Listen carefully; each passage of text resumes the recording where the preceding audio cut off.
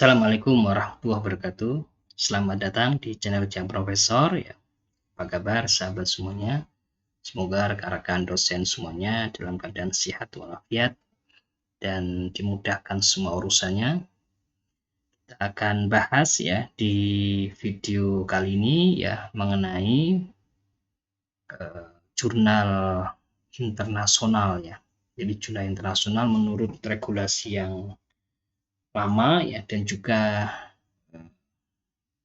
menurut regulasi yang baru yang ternyata ketika kita cermati kedua regulasi ini itu sangat berbeda.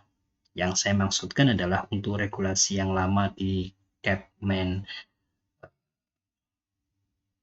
Kepmen 63 ya tahun 2025 ya dengan regulasi yang baru di Kepmen 39 2026. Nah, kalau kita cermati regulasi yang lama ya, Bapak Ibu sekalian, coba kita lihat bahwa di dalam regulasi yang lama itu ya monograf ini ya dinilai berbeda dengan buku referensi ya, monograf 20 dengan buku referensi 40. Nah, ini salah satu perbedaannya. Kemudian yang kedua ya terkait khususnya pembahasan kita fokuskan ke jurnal internasional ya.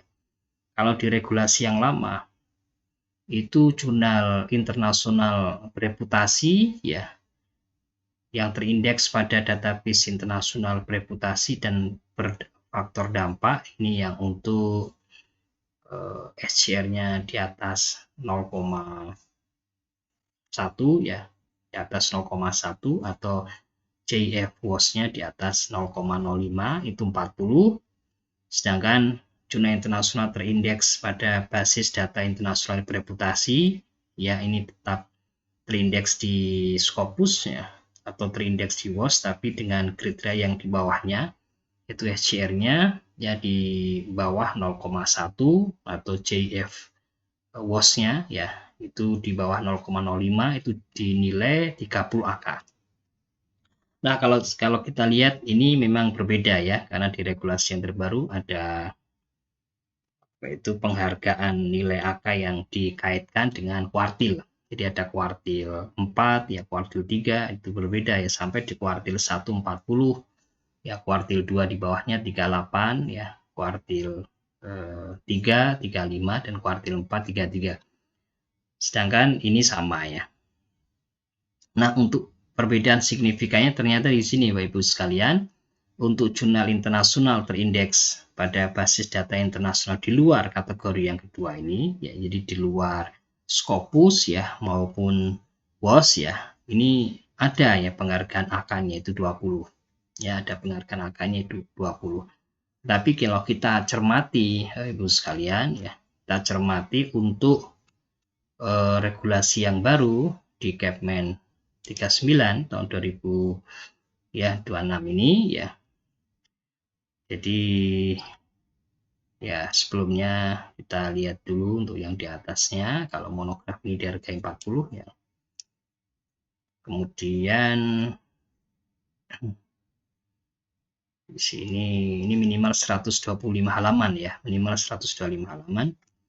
Kemudian kalau kita langsung lihat hasil penelitian yang dipublikasikan, ya, nah ini kalau di sini ya jurnal internasional bereputasi SCR di atas 0,1, impact factor di atas 0,05 itu dinilai sesuai dengan kuartilnya. Dan ini Bapak Ibu sekalian ada penegasan kalau di regulasi yang lama tidak ada, di regulasi yang baru ini saat artikel publish.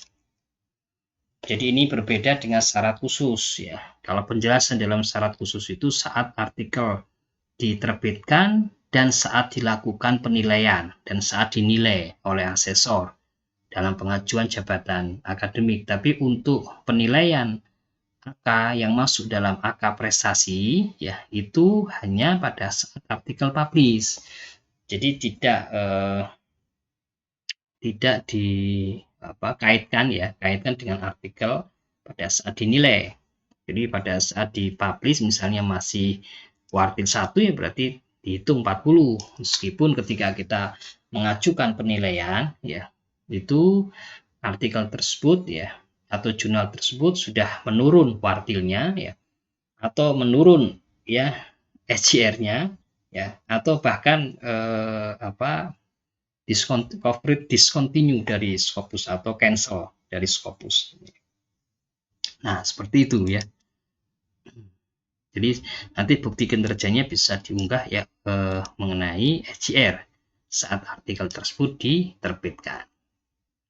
Kemudian untuk jurnal ini mestinya 1 ya, ini mestinya 2 ini. Jadi yang dua jurnal internasional ya, terindeks pada basis data internasional bereputasi dengan SJR ya kurang dari sama dengan ini ya, kurang dari sama dengan 0,1. Ini impact faktornya kurang dari sama dengan 0,05 juga sama saat artikel diterbitkan. Jadi Bapak Ibu sekalian yang baik yang sebelumnya bertanya di kolom komentar maupun Bapak Ibu sekalian semuanya yang sedang atau yang akan mengajukan jabatan akademik dosen nanti tetap dinilai yang maksimal ya pada saat artikel tersebut diterbitkan ya, pada saat artikel tersebut diterbitkan. Nah, kalau pertanyaan bagaimana? Nah, ini kan sudah sama dengan yang sebelumnya. Bagaimana dengan jurnal internasional terindeks pada basis data internasional di luar kategori 1 dan 2 ini, di luar kategori 2, artinya tidak terindeks di Scopus dan Web of Science misalnya, yang terindeks di Copernicus ya, atau di OAC yang dia statusnya bukan jurnal nasional tapi statusnya jurnal internasional, di sini tidak ada tempat. Nah, memang ini yang saya rasa ini jadi menyulitkan ya dosen untuk mengajukan jabatan fungsional karena publikasi di jurnal internasional selain Scopus dan WOS ya seharusnya tetap mendapatkan nilai AK ya. Tapi di sini memang di regulasi yang terbaru tidak ada tempatnya ya.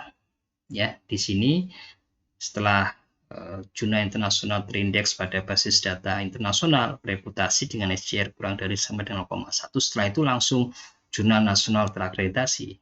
Jadi poin kedua ini ya, ini sudah mulai masuk ke jurnal nasional terakreditasi. Jadi mungkin sama ini, hampir sama dengan regulasi di sebelumnya ya. Untuk yang jurnal nasional Sinta 1 atau 2 saat artikel publish 25, jurnal Sinta 3 atau 4 saat artikel publish 20, ya jurnal nasional terakreditasi Sinta 5 atau Sinta 6 saat artikel publish 15. Nah, apabila jurnal nasional tidak terakreditasi, ya memenuhi kriteria jurnal ilmiah ber-ISSN itu 10. Nah, di sini memang tidak ada untuk jurnal internasional yang di luar basis data internasional yang bereputasi. Nah, ini juga jadi persoalan ya. Jadi Bapak Ibu sekalian, untuk kedepannya ya memang lebih fokus saja ya. Karena memang saya rasa ini regulasi yang terbaru ini juga memang bisa ya menyulitkan beberapa dosen yang sudah publish di Copernicus, yang sudah publish yang sudah terindeks di DOAC, yang tidak terindeks di Scopus WOS, padahal sudah mengeluarkan biaya EPC, artikel processing charge yang juga cukup besar ya, dan juga sudah publish juga artikelnya sehingga tidak bisa dipublish di jurnal yang lain ya. Nah, bagi yang akan mempublikasikan artikelnya, maka dengan regulasi yang terbaru ini ya sudah kita fokus saja ya Bapak Ibu sekalian ke jurnal nasional terakreditasi ya, sampai dengan lektor kepala. Kalau lektor kepala ya bisa ke Sinta 2 saja cukup ya. Sedangkan ketika Bapak Ibu sekalian sudah mendapatkan SK lektor kepala ya, atau sebelumnya, jadi sebelum SK lektor kepala itu turun ya, bisa tetap publish di jurnal nasional saja karena 6 bulan sebelum SK itu ya, bisa diakui angka kreditnya tetapi tidak bisa dijadikan sebagai syarat khusus. Nah, ketika SK itu terbit baru kemudian fokus untuk publikasi di Scopus ya. Atau sebelumnya juga nggak apa, tapi proses submit ya, karena nanti proses reviewnya juga memakan waktu juga.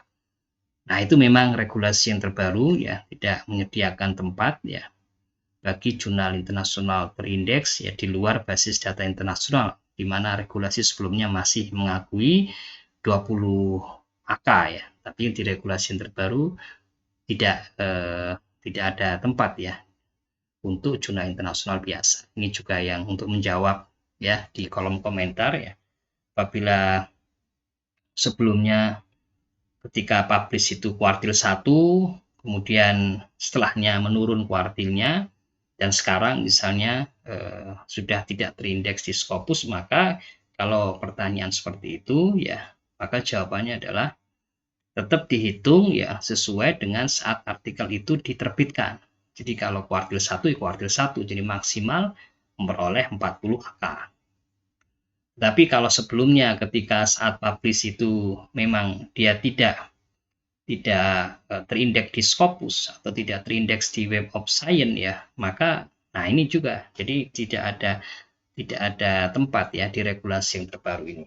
Ya memang ini regulasinya saya rasa juga memberikan dampak yang kurang positif ya bagi dosen yang sudah memiliki effort ya memiliki kerja keras selama ini dalam menghasilkan artikel, kemudian juga dalam melakukan perbaikan revisi termasuk juga EPC yang sudah dibayar ya, yang tidak sedikit.